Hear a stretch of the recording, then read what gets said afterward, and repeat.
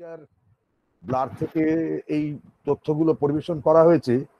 বইটি কিয়ৎকাল পুরনো, ফলে কিছু কিছু সময়ের হিসেব ওখানে ভুল আছে।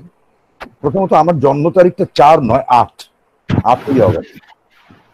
ওটা এই কারণে আটটা কোনো গুরুত্বপূর্ণ তারিখ নয়, ওর বাংলা তারিখটা খুব গুরুত্বপূর্ণ। বাংলা তারিখটা হচ্ছে 22শে শ্রাবণ।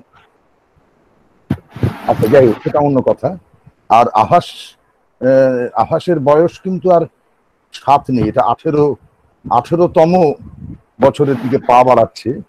আভাসের প্রতিষ্ঠা দিবস হচ্ছে 5ই আগস্ট। প্রতি বছরই আমরা ওই তারিখটা উদযাপন করি। এই বছর স্বভাবতই করতে পারবো না, বিকল্প অনেকগুলো পন্থা সন্ধান আমরা করে যাচ্ছি। কারণ সকলেই বিকল্প খুঁজছেন, সবকিছুরই একটা বিকল্প সবাই অনুসন্ধান করতে শুরু করেছেন। তার কারণে দীর্ঘ 4 মাস আমরা বসে আছি। বসে থাকতে থাকতে মগজে ঘুম ধরে যাচ্ছে, শরীরেও ধরছে। ভয় হচ্ছে যে এরপর আর ভাবতে পারবো কিনা, ভাবার অভ্যেস চলে যাবে কিনা, কোনো শব্দ মাথায় আসবে কিনা, পরিশ্রমের ক্ষমতা থাকবে কিনা। খুবই সব মিলিয়ে একটা বিপন্নতার অবস্থা। সংকটটা কাউকে বুঝিয়ে বলতে হবে না। এই 4 মাসের সংকটের চেহারাটা সকলের কাছে স্পষ্ট, সমাজের প্রতিটি স্তরের মানুষের কাছে স্পষ্ট।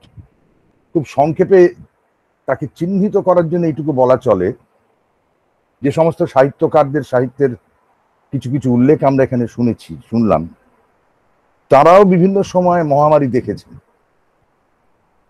কিন্তু এইরকম মহামারী পৃথিবী কখনো দেখেনি। কোনো দেশেই কোনো লেখক শিল্পী দেখেছেন বলে মনে হয় না। গোটা বিশ্ব জুড়ে এক মহামারী, যাকে অতিমারী বলা হচ্ছে, অথচ তাকে দেখা যায় না। তার প্রকোপ কার ক্ষেত্রে ভয়ঙ্কর কার ক্ষেত্রে নয় তা চিহ্নিত করা যায় না। এই ধরনের মহামারী বোধহয় মানব সভ্যতার ইতিহাস ইতিপূর্বে দেখেনি।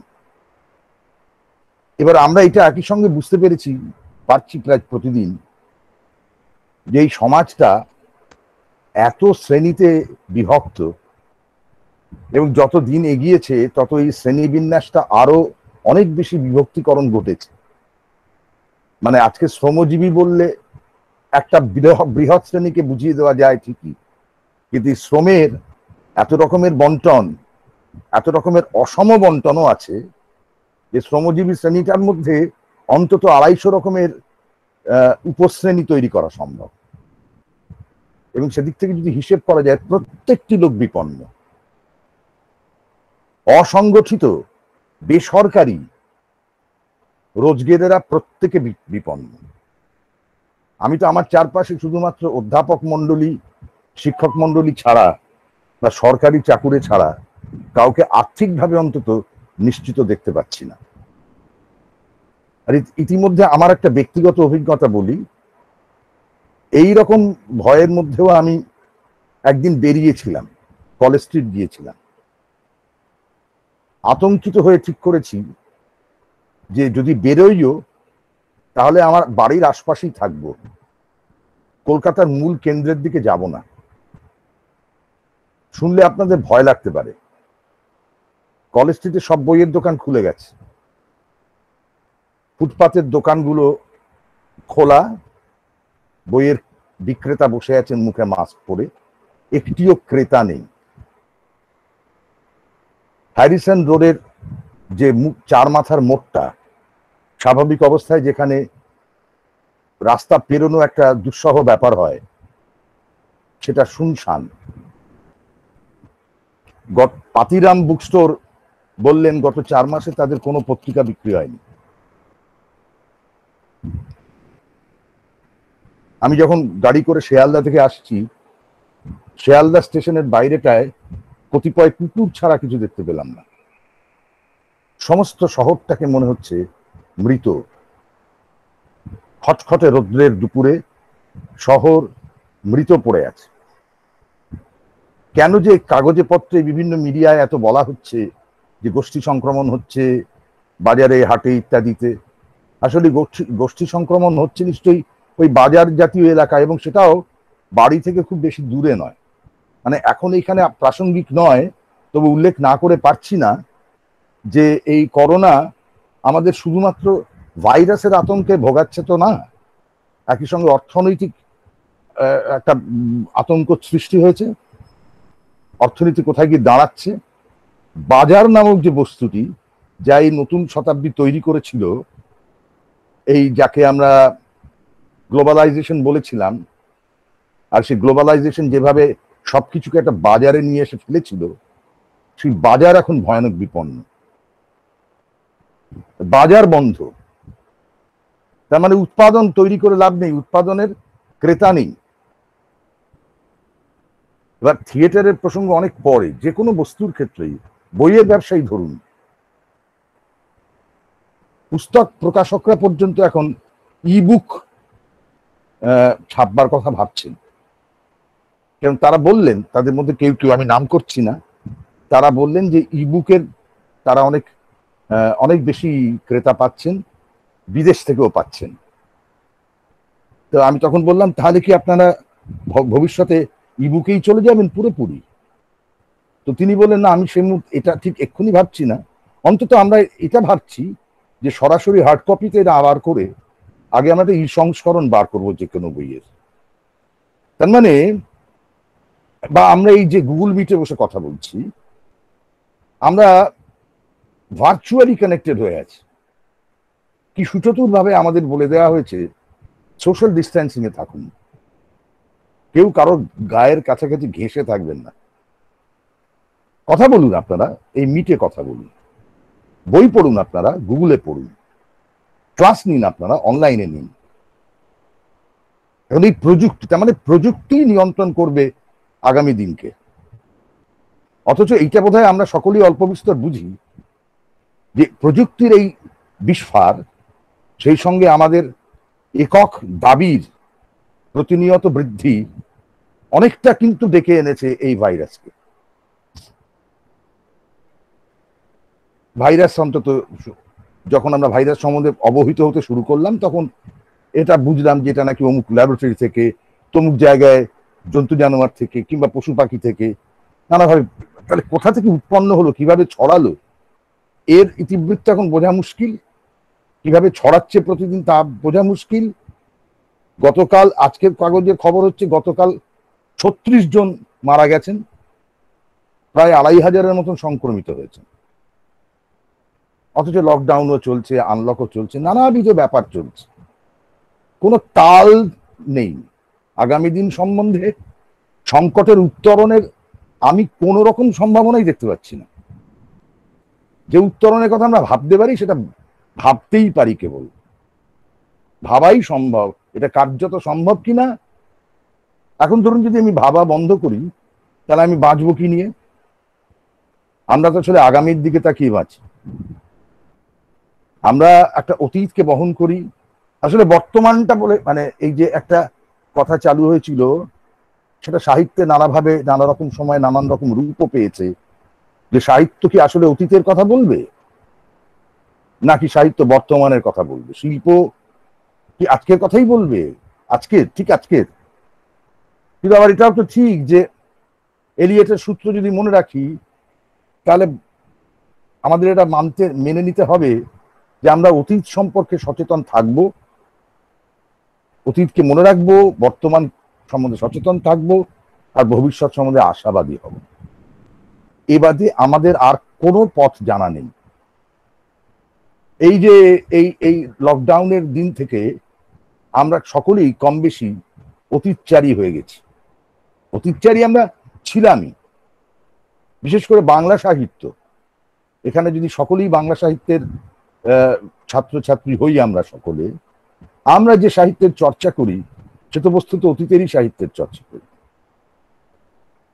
কখনো কখনো আমার পড়াতে পড়াতে মনে হয়েছে, অনেকগুলো বছর পড়াতে পড়াতে মনে হয়েছে যে আমি 10 বছর আগে একটি ছেলে মেয়েকে বৈষ্ণব সাহিত্য পড়িয়েছি বা মধ্যযুগের সাহিত্য পড়িয়েছি, আজকেও পড়াচ্ছি।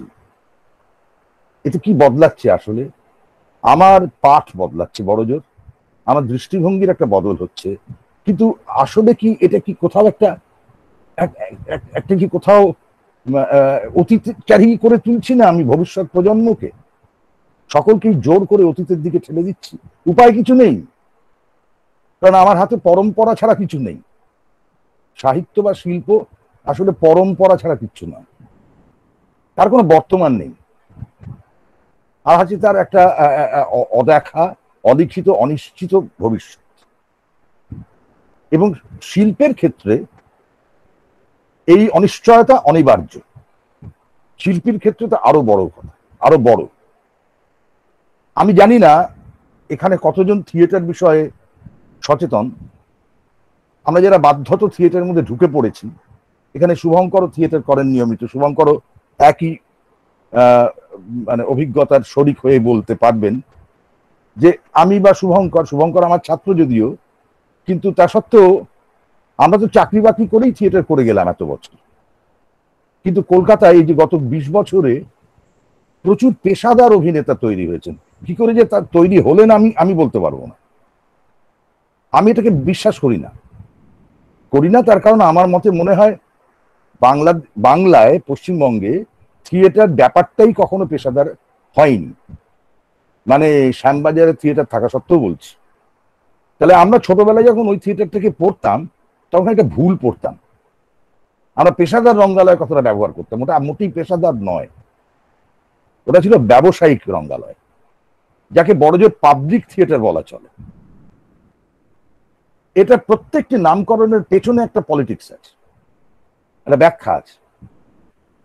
আমি যে মুহূর্তে সেটাকে ব্যবসায়িক বলছি তখন আমি ধরে নিতে পারি তার মানে একজন ব্যবসায়ীর থিয়েটার, কোনো একজন ব্যবসায়ী সেখানে লগ্নি করছেন। আর ব্যবসার যে মূল সূত্র হচ্ছে লগ্নি, লগ্নির পরেই যে কথাটা আসে সেটা হচ্ছে লাভ। কেউ তো আর লোকসান করবার জন্য ব্যবসা করেন না। তাহলে ওই থিয়েটার ছিল লাভ ক্ষতির থিয়েটার। তা যেখানে লাভ আর ক্ষতিটাই মুখ্য ক্রাইটেরিয়া, সেখানে তো শিল্পটা ক্রাইটেরিয়া হওয়ার কথা নয়। ফলে গিরিশচন্দ্রকেও ঠক্কর খেতে হয়েছে। অধ্যাপনার চাকরি ছেড়ে শিশির কুমার ভাদুড়ী থিয়েটার করতে গিয়ে তিনিও শেষ জীবনে ঠক্করই খেয়েছে। আমি ঠিক বলতে পারবো না, এটা গবেষণা করে দেখতে হবে যে কবে থেকে এই থিয়েটারকে ব্যবসায়িক বলা শুরু হয়েছিল। সেটা কি এই গণনাট্য গ্রুপ থিয়েটারের পর? কেন গণনাট্য আর গ্রুপ থিয়েটার হওয়ার পর আরেকটা তাহলে মাত্রা তৈরি হলো ভাষার, যেখান থেকে আমি থিয়েটারের আরেকটি স্তরকে চিহ্নিত করতে পারি। এটা আর যাই হোক, গণনাট্য কি বা গ্রুপ থিয়েটার কি না, যা ব্যবসায়িক নয়, অর্থাৎ যার একজন মালিক নেই। এটা যৌথ গোষ্ঠীগত থিয়েটার, এবং যেহেতু মালিক নেই তাই এখানে কিন্তু মুনাফারও কিছু নেই, মুনাফা করার জন্য নয়। তাহলে একটা থিয়েটার তৈরি হলো মুনাফাহীন থিয়েটার। সেই থিয়েটার তাহলে কিসের চর্চা করবে? অবশ্যই শিল্পের চর্চা করবে, উন্নত জীবনবোধের চর্চা করবে। এই কথাগুলোই বহুরূপী নান্দিকার বলেছিলেন এককালে, যে তারা উন্নত শিল্পের চর্চা করছেন এবং করেওছেন তাই। তারপরে কালক্রমে পাল্টাতে এখন দেখা গেছে যেটা গ্রুপ থিয়েটার বিষয়টা খুব গুলিয়ে গেছে, গোটা সমাজটাই গুলিয়েছে, যেহেতু আমাদের আর কোনো রাজনৈতিক দর্শন আমাদের হাতে আমাদের জীবনযাপনের জন্য অবশিষ্ট নেই। আমি ছোটবেলা থেকে যেভাবে রাজনীতিকে বুঝে বড় হয়েছি, আমার সন্তান সেভাবে বড় হয়নি। এ নিয়ে রাগারাগি করে কোনো লাভ নেই। আমার কাছে রাজনীতি যা, তার কাছে রাজনীতি তা নয়। ফলে তার সঙ্গে আমার দৃষ্টিভঙ্গি আর কোথাও কোনোভাবে মিলতে পারবে না। এটাই নতুন সভ্যতা খুব দায়িত্ব নিয়ে করতে পেরেছে, খুব সাকসেসফুলি করেছে। 90-এর দশক পর্যন্ত আমার পিতৃদেবের রাজনীতি চেতনা এবং আমার রাজনীতি চেতনার মধ্যে যত দূরত্বই থাক, একেবারে জল অচল বিভাজন ছিল না। কিন্তু আমার সন্তান যে পৃথিবীতে বড় হয়েছে, সেই পৃথিবীতে সে কোনো রাজনৈতিক আদর্শ দেখেনি, সে বরং দেখেছে রাজনৈতিক আদর্শের ক্ষয়। ক্ষয় দেখতে দেখতে যে বড় হচ্ছে, সে শুধুমাত্র বাবা মায়ের সূত্রে কিছু আদর্শ নামক ফাঁপা বুলিতে বিশ্বাস করবেই বা কেন? ফলে এমনিতেই আগামী দিনে আমাদের নানাবিধ সংকট ঘিরে ধরতই। হ্যাঁ, এই করোনা নামক ভাইরাসটি এসে ওই সংকটগুলোর সামনে হঠাৎ করে দাঁড় করিয়ে দিয়েছে আমাদের। আমি তো আমার ব্যক্তিগত অভিজ্ঞতা বলতে পারি, আপনারা আমার সঙ্গে একমত হবেন কিনা জানি না। আমি তো সত্যি কথা মার্চ মাসের 8 তারিখ পর্যন্ত করোনা সম্বন্ধে অবহিতই ছিলাম না। মানে সামান্য শুনেছিলাম, সেটা যে এরকম প্যান্ডেমিক আকার নেবে এ সম্বন্ধে আমার সময়ই ছিল না ভাববা। কেননা মার্চ মাসের 8 তারিখে আমি জলপাইগুড়ি থেকে শো করে কলকাতায় ফিরেছিলাম। তার আগের মাসে নাগপুরে শো করতে গিয়েছিলাম। যাবার সময় জলপাইগুড়ি যখন যাচ্ছিলাম ট্রেনে করে, তখন দেখছিলাম ট্রেনে কয়েকজন কো প্যাসেঞ্জার তারা মাস্ক ব্যবহার করছেন। আমরা একটু হাসাহাসিও করেছিলাম। আমরা ভাবছিলাম কি এমন একটা ব্যাপার, এত ভয়ের কি আছে? সে যে এইরকম ভয়াবহ হতে পারে সে তো টের পেলাম 21শে মার্চের পর। এক নিমেষে সারা পৃথিবীকে স্তব্ধ করে দাঁড় করে দিল।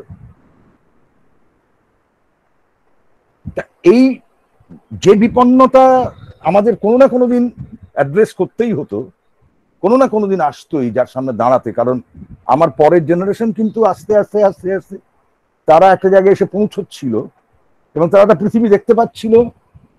তারা বুঝতে পারছিল যে এই যে পুরনো আমরা যে কথাগুলো বেঁচে খাই, আমি খুব কোটান কোট বলছি, সাহিত্য, অধ্যাপনা, শিক্ষা, থিয়েটার, শিল্প, তারা বুঝতে পারছিল যে এর কার্যকারিতা কিছু নেই। এই নতুন পৃথিবীতে এগুলো শুধুমাত্র অতীতচারিতা, দীর্ঘশ্বাস ছাড়া কিছু নয়। এগুলো বাজারে বিক্রি করে 2 পয়সা আসবে না।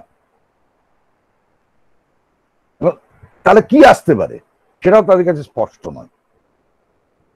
তাহলে একটা অদম, একটা নিশ্চিম অনিশ্চয়তার মধ্যে আমরা ছিলাম। এবার আমি কি ভেবেছি, একজন ইন্ডিপেন্ডেন্ট একক ব্যক্তি হিসেবে ভেবেছি আমি আর কদিন, আর একটু সামনে রিটায়ারমেন্ট কোনো মতে চালিয়ে দেবো, তারপর রিটায়ারমেন্ট বেনিফিট গুলো ঠিকঠাক পেলেই হয়। থিয়েটারের কথাও ভাবছি, 17 বছর তো চালালাম, আর কত, এই এতই কি করার ছিল? অর্থাৎ তাহলে হিসেব করে দেখতে গেলে যদি আমি আবার ওই সময়ের নিরিখে যাই, তাহলে এও বলা যেতে পারে, খুব নেতিবাচক শোনাতে পারে হয়তো, যে আমরা যারা 70-এর দশকে বেড়ে উঠেছি, নকশাল আন্দোলনের পরে বেড়ে উঠেছি, আমি এটা বিশ্বাস করতে শুরু করেছি অন্তত এখন, যে আমরা যে এতদূর অব্দি যেতে পেরেছি তার পিছনেও কিন্তু রাজনৈতিক অবক্ষয় আছে। ষাটের শেষ থেকে যে নকশাল আন্দোলন, তার যে রাজনৈতিক পরিণাম, যেভাবে মেধাকে নষ্ট করা হয়েছে, তার সেখানে মধ্য মেধার জায়গা হয়েছে ক্রমশ ক্রমশ, সেইটা আজকে যেখানে গিয়ে পৌঁছেছে, এর তো একটা স্যাচুরেশনে পৌঁছেছে বিষয়টা। এই পৌঁছানোটা কোথাও একটা কিন্তু মুশকিল হচ্ছে, এইটাকে কমব্যাট করতে গেলে লাগে একটা স্ট্রং পলিটিক্যাল ইডিওলজি। দুর্ভাগ্যের বিষয় সেই ইডিওলজিটা কোথাও তৈরি হয়ে উঠছে না। আমরা কোথাও আশা করছিলাম যে আজ নয় কাল একদিন তৈরি হয়ে উঠবে, কিন্তু করোনা যেখানে আমাদের দাঁড় করিয়েছে, সেখানে এরপর পৃথিবীতে মানুষের খেয়ে পড়ে বাঁচাই যেখানে অনিশ্চিত, সেখানে অন্যান্য অনিশ্চয়তার সঙ্গে আমি কিভাবে কমব্যাট করব? আমার যে ছেলেটি বা মেয়েটি থিয়েটারকে জীবিকা বানালো, সে হয়তো ভুল করেছে, তার কাজটা উচিত হয়নি। তার আমাদের মতো নিরাপদ হওয়া উচিত ছিল, নিরাপত্তা খোঁজা উচিত ছিল। তার দায়িত্ব, তাকে আমি বড়জোর বোঝাতে পারতাম। আমি চেষ্টাও যে করিনি তা নয়, যে বাবু এরকম থিয়েটার করে পেট চলবে না, এদেশে থিয়েটার মানুষকে খাওয়ায় না, একটা চাকরি জোগাড় করো। সকলেই যে আমার মতো নিশ্চিত অধ্যাপক হতে পারবে এমন তো নয়। কত ছেলে মেয়ে আমি দেখেছি জীবনে, চাকরি করতে গেছে, হারিয়ে গেছে, থিয়েটারে আসতে পারেনি। যখন খোঁজ নিয়েছি, কিন্তু তুই আসিস না, কি করবো স্যার, এত রাত্রি 8টা পর্যন্ত ডিউটি, তারপর বাড়ি ফিরি, কখন আর থিয়েটার করবো, আমার কিছু হবে না স্যার।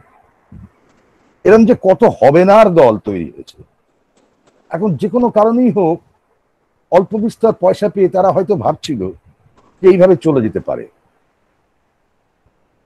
সেন্ট্রাল গভর্নমেন্ট একটা স্যালারি দেয় 6,000 টাকা, সেটা বহুবার চেষ্টা করা সত্ত্বেও ওটা কিছুতেই 6,000-এর পর 6,500 হয়নি,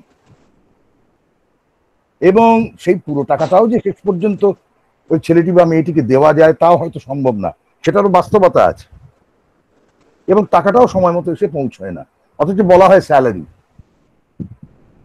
আজকে এই লকডাউনের অবস্থায় আমরা যারা স্যালারিড পার্সন সরকারি ক্ষেত্রে আছি, এখনো পর্যন্ত আমাদের মাস মাইনেতে হাত পড়েনি, কিন্তু প্রাইভেট সেক্টরে যারা চাকরি করছে প্রত্যেকের মাস মাইনেতে হাত পড়ে গেছে। আমার দলের যিনি সেক্রেটারি, তিনি একটি প্রাইভেট সংস্থায় চাকরি করেন, তিনি লকডাউনের 15 দিন পর থেকে অফিস যাচ্ছেন এবং 2 মাস স্যালারি পাননি, কিন্তু অফিস থেকে যেতে হচ্ছে, কিন্তু তিনি একটা ম্যানেজারিয়াল র্যাঙ্কে চাকরি করেন, এবং তিনি সে বুঝতে পারছেন, সে এসে বলছে কি করব বলুন, মালিক যে বলছে, মানে ম্যানেজিং ডিরেক্টর বলছে যে আরে তো বাজার নেই, আমি টাকা আনবো তবে তো টাকাটা দেবো, আমি কি করে মাইনেটা দেবো বলো, তোমরা আমাকে রিটার্ন দেখাও। মানে আমরা এখন পাগলের মতো দৌড়চ্ছি কি করে বাজারটাকে চাঙ্গা করবো। একটা প্রাইভেট সেক্টরের একজন কর্মী বাজার চাঙ্গা করবে কি করে? বাজার চাঙ্গা করবে কে? অর্থনীতি যাদের হাতে আছে, তারা কি আদৌ বাজার চাঙ্গা করতে চায়, নাকি তারা বাজারের গলা টিপে মারতে চায় আরো দুরভিসন্ধি নিয়ে? সেই বৃত্তান্তের মধ্যে আমাদের মতো আদার ব্যাপারীদের ঢুকে বোধহয় খুব একটা লাভও হবে না, আমরা খেয়েই পাবো না। কিন্তু সমস্যাটাই বৃহত্তর, সমস্যাটা বিচ্ছিন্ন নয়। এবার যদি ছোট করে ম্যাক্রো লেভেলে নিয়ে আসি, তাহলে দেখবো ওই থিয়েটার কর্মী ছেলেটি বা মেয়েটি কি করবে। একটি অত্যন্ত দক্ষ আলো চালাতে পারে একটি ছেলে, সে লকডাউনের সময় বাড়ি বাড়ি সবজি সাপ্লাই করছিল, তারপরে হঠাৎ আনলক হয়ে গেল, দোকানপাট খুলে গেল, ফলে সে যে কাজটা করছিল সে কাজটা তাকে সুইচ ওভার করতে হচ্ছে, কিংবা বুঝতে পারছে না কি সে করবে। বহু থিয়েটারের মানুষকে সে অনুরোধ করেছে, যারা পেরেছেন তাদের সাহায্য করেছেন। আমরা কয়েকজন মিলে আমাদের এখানে, আমাদের থেকে যারা একটু তরুণ, তারা জাহান নামের সমাচার নামে একটি সংগঠন করেছেন, সেখান থেকে তারা বেশ কিছু অর্থ সাহায্য করেছেন এই ধরনের শিল্পীদের। তাছাড়া সমবেত ব্রাত্যজন থেকেও করা হয়েছে। তারপরে আরেকটি সংস্থা, সেটা কৌশিক সেন, অনির্বাণ ভট্টাচার্য এরা মিলে তৈরি করেছেন। তাছাড়া বোধহয় মেঘনাথ ভট্টাচার্যরাও করেছেন। নানাভাবে করা হচ্ছে, কিন্তু মুশকিল হচ্ছে তো এই অনিশ্চয়তা কবে কাটবে কেউ জানে না। 4 মাস চললো, আমরা আশা করতে পেরেছি সামনের মাস থেকে নিশ্চয়ই একটু ভালো আসবে। ও বাবা, যত দিন যাচ্ছে তত দেখছি সংক্রমণ নাকি আরো বাড়ছে, এবং এই সংক্রমণ কবে যে পিকে উঠবে তাই কেউ বলতে পারছে না। কেউ বলছে সংক্রমণ নাকি সামনের মাসে পিকে উঠবে, অগাস্টে, কেউ বলছে না নভেম্বরে, কেউ বলছে না 21-এ, কেউ জানে না কবে ভ্যাকসিন বেরোবে, কেউ বলতে পারছে না। এত উন্নত পৃথিবী নাকি, 4 মাস চলে গেল, এতগুলো বিজ্ঞানী, কেউ কোনো নিশ্চয়তা দিতে পারছেন না যে ভাইরাস কবে বেরোবে, মানে ভ্যাকসিন কবে বেরোবে। এবার মানুষের এই অর্থনৈতিক বিপর্যয়ের মাঝখানে দাঁড়িয়ে লোকে এও চিন্তা করতে শুরু করেছে, যদি ভ্যাকসিন বেরোয়ও সে কি সাধারণ মানুষের ক্রয় ক্ষমতার মধ্যে থাকবে? যে প্রশ্ন করছে, যাকে করছে, প্রশ্নকর্তাও জানে না উত্তর কি, উত্তরকর্তাও বলতে পারছে না। সে বড় জোর প্রবোধ দিতে পারে, ওই অশনি সংকেতের মতো, অশনি সংকেতের অনঙ্গ যেরকম প্রবোধ দেয় আর কি, সেরকম প্রবোধ দিতে পারে। না না, নিশ্চয়ই সরকার নিশ্চয়ই দেখবে, নিশ্চয়ই সকলেরটা দেখবে। আমরা এই রকম একই সঙ্গে ভাইরাস এবং একই সঙ্গে বৃহত্তর অনিশ্চয়তা, এই দুইয়ের মুখোমুখি আগে কখনো পড়িনি, এবং এর থেকে মুক্তির কোনো পথ জানি না। এর মধ্যে যদি থিয়েটারের প্রশ্ন আসে, তাহলে আমি আর দুটো কথা বলতে চাই। এক হচ্ছে থিয়েটার মানে, আমি যদি লিখিত নাটকের কথা বলি, আমাদের বাংলা নাটকে অনেকদিন ধরেই আমরা খুব সেফ জোনে চলে গিয়েছিলাম। গত 10, 12, 15 বছরের মধ্যে বাংলায় যে সমস্ত নাটক লেখা হয়েছে, তার মধ্যে সেই পরীক্ষামূলক যে চরিত্র সেটা অনেক কমেই এসেছিল। হতে পারে যে আমরা কোথাও একটা ভেবেছিলাম যে থিয়েটার বোধহয় আগের তুলনায় একটু বেশি হলেও জনপ্রিয়তা পেয়েছে, হয়তো বিক্রি বেশি হচ্ছে, হয়তো আমরা কিছু কিছু বিক্রয়যোগ্য অভিনেতা তৈরি করতে পেরেছি, বা আরো অন্যান্য মাধ্যম থেকে থিয়েটার আগের মতন আর ঠিক, মানে যখন যখন দিল্লির গ্রান্ট নিয়ে অনিশ্চয়তা দেখা দেয়, তখন আমি অনেক নাট্যকর্মীকে বলতে শুনেছি, আরে গ্রান্ট তো পাচ্ছি সেদিন, তার আগে যে 25 বছর চালিয়েছি। এই কথাটা বলা যেমন যেমন বলছেন, তেমনি তিনি কিন্তু গ্রান্টটা অস্বীকার করছেন না। তিনি স্বীকার করছেন না গ্রান্ট আরো দরকার আছে। এখন ধরুন আমি যদি এরকম করি, আমি চাকরি করি, আমি গ্রান্ট পেলে আমার সেটা সারপ্লাস হবে, কিন্তু যে সত্যি ওইটার উপর নির্ভর করে তার কি হবে? তা এই যে অবস্থার মধ্যে দিয়ে থিয়েটার চলছিল, ফলে থিয়েটার ক্রমশ একটা সেফ জোনে চলে যাচ্ছিল। লাস্ট মানে আমরা কোনো কোনো মানে সেই অর্থে শাসক বিরোধী নাটক দেখিনি।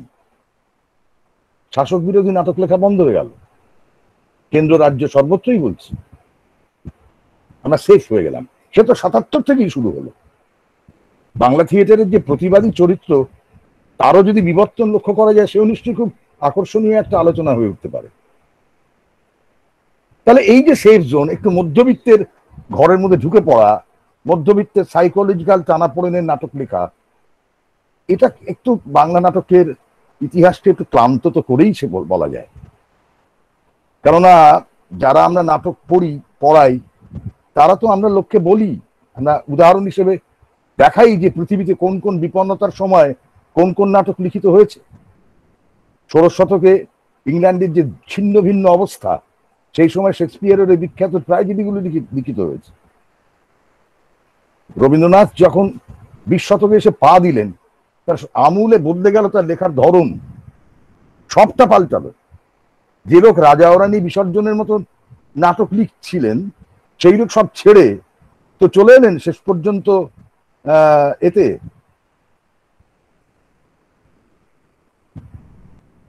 পর্যন্ত এসে পড়লেন শারদোৎসব, রাজা, ফাল্গুনী, ডাকঘর, অচলায়তন থেকে রক্তকরবী মুক্ত ধারায়। পৃথিবীর বদলের সঙ্গে সঙ্গে যে নাট্যকারের মনন, তার চিন্তন বদলাতে বদলাতে গেছে। রবীন্দ্রনাথের পরেই নবান্নের এই যে সময়টা, তাকে আমি কোনোভাবে গুরুত্বহীন মনে করছি না। তারপর বিজনবাবু তার মতো একটা রাস্তা ধরেছিলেন, বাদল সরকার তো আবার বিপরীত রাস্তা ধরলেন। এই রাজনৈতিক অনিশ্চয়তা, মানুষের পলিটিক্যাল আইডেন্টিটি কেমন করে গুলিয়ে যাচ্ছে, বাকি ইতিহাসের থেকে আর বড় নাটক আমি তো মনে করি না এখনো কিছু লেখা হয়েছে। এই যে আজকে এই আত্মহত্যা বিষয়টা উঠে আসছে লকডাউনের ফলে, নানা রকমের আত্মহত্যা নিয়ে আমাদের মিডিয়া চর্চা করে চলেছে। আর যখনই আত্মহত্যা নামে একটা প্রসঙ্গ আসে, তখনই আমার মনে পড়ে ওই বাকি ইতিহাসের সংলাপ, তুমি আত্মহত্যা কেন করলে সীতানাথ? সীতানাথের পাল্টা প্রশ্ন, তুমি কেন আত্মহত্যা করনি শরদিন্দু? এই যে বেঁচে থাকা, যে প্রতিদিন এইভাবে আমরা বেঁচে থাকছি এবং বেঁচে থাকার জন্য এক রকমের নিরাপদ জায়গা খুঁজে নিচ্ছি, এইটা আমাদের আরো বেশি নিশ্চিন্ত করছে। শিল্পের যে নিজস্ব অনিশ্চয়তা, তার দায়ও আমরা নিচ্ছি না। তো এখন সভ্যতাই আমাদের অনিশ্চিত করেছে। তাহলে এত রকমের অনিশ্চয়তার মধ্যে উত্তরণের পথ কিছু নেই, শুধু হাতড়ে বেড়ানো আছে, শুধু নিজেকে খোঁজা আছে, নিজের কাছে প্রশ্ন করা আছে। আপাতত এইটুকুই আমার বলবার। সকলকে ধন্যবাদ।